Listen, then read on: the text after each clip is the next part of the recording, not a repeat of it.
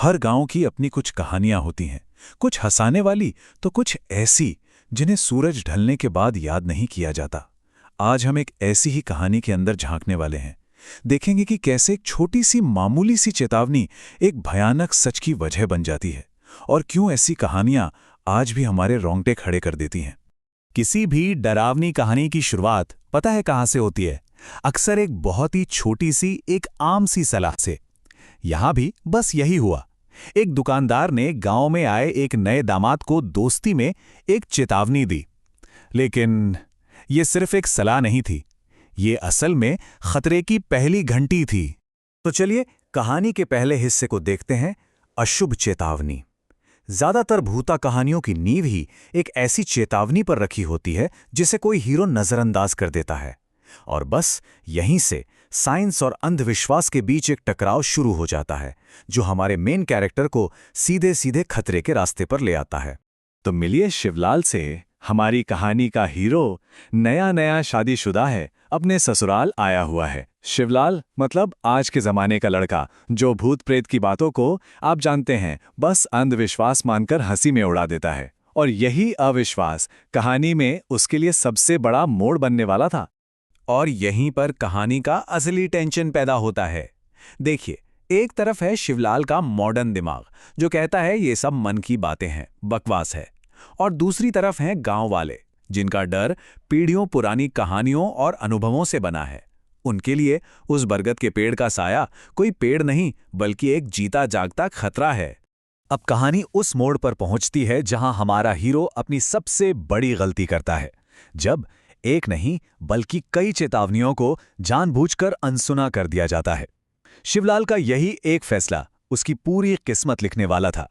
देखिए, ये चेतावनी अब किसी बाहरी इंसान की नहीं थी। ये बात कही थी उसकी अपनी पत्नी गौरी और उसके ससुर ने।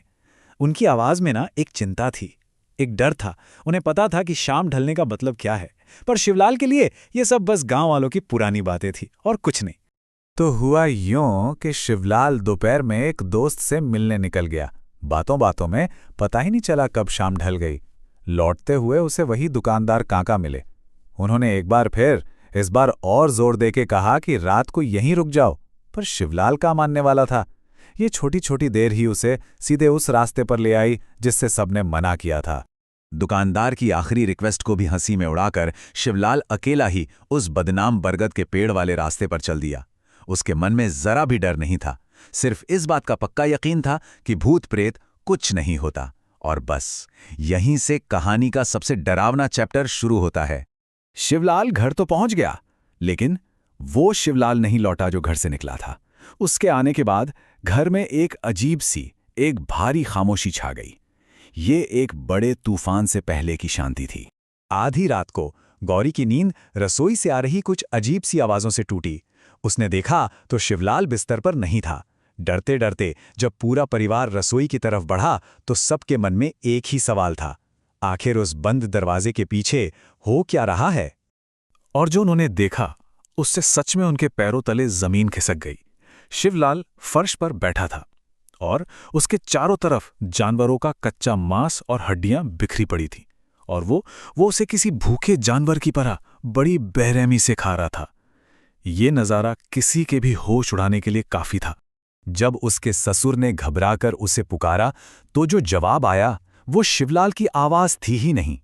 एक भारी, एक भूखी और डरावनी आवाज थी जो कह रही थी, मेरी भूख अभी नहीं मिटी, मुझे और चाहिए। अब यह साफ हो चुका था कि उनके सामने उनका दामाद नहीं बल्कि कोई और ही बैठा है। जब सारी साइंस, सारा लॉजिक फेल हो जाता है, तब कहानियों में एंट्री होती है एक ऐसे इंसान की जो इन अनदेखी ताकतों से निपटना जानता है, एक एक्सपर्ट। तो घबराहट में ससुर ने सबसे पहले तो रसोई का दरवाजा बाहर से बंद कर दिया और मदद के लिए भागे। वो गांव के जाने माने ओझा धर्मू दादा को बुलाने गए थे। वही उनकी आखिरी उम्मीद थे। ये एक बहुत ही मुश्किल लेकिन जरूरी कदम था। जब धर्मू दादा के साथ परिवार वालों ने दरवाजा खोला तो अंदर का सीन पहले से भी ज्यादा भयानक था। शिवलाल जमीन पर बेहोश पड़ा था और उसके ऊपर एक डरावनी काली सी आकृति बैठी हुई थी। ये पहली बार था जब उन्होंने उस प्रेत को अपनी आंखों से देखा था, जिसके बारे में सिर्फ सुना था। धर्मो दादा डरे नहीं, उन्होंने सीधे उस आकृति को ललकारा। ये सिर्फ एक ओझा और एक प्रेत के बीच की लड़ाई नहीं थी। ये गांव के सालों पुराने विश्वास और उस अनजानी शक्ति के बीच एक सीधी टक्कर थी। कुछ मंत्र पढ़ने के बाद धर्मू दादा ने एक तावीज उस आकृति की तरफ फेंका और वो एक झटके में गायब हो गई, जैसे कभी वहां थी ही नहीं। रसोई में एक अजीब सी शांति तो फैल गई, लेकिन असल में लड़ाई अभी खत्म नहीं हुई थी।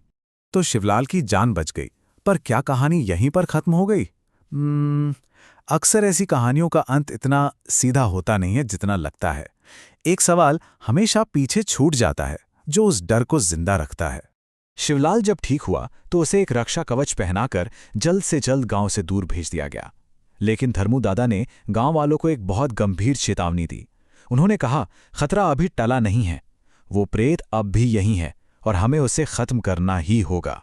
तो सबसे बड़ा सवाल यही रह जाता है, शिवलाल को तो बचा लिया गया, लेकिन क्या वो प्रेत वाकई में उस गांव से चला गया, या फिर वो बस सही मौके का इंतजार कर रहा है, किसी अगले शिवलाल का, जो शाम ढलने के बाद उस बरगद के पेड़ के नीचे से गुजरने की गलती करेगा। शायद इस कहानी का यही अधूरा अंत ही इसे सबसे ज्यादा डरावना बनाता है।